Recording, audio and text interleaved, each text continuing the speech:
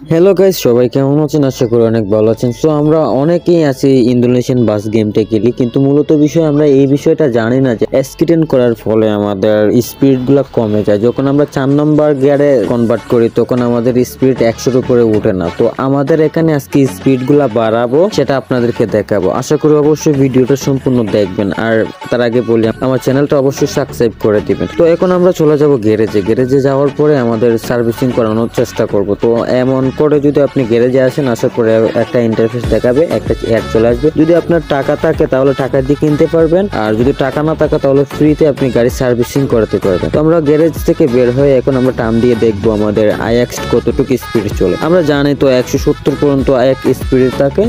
তো মূলত বিষয় আজকের ভিডিও এই পর্যন্তই। অবশ্যই সবাই ভালো থাকবেন, ধন্যবাদ।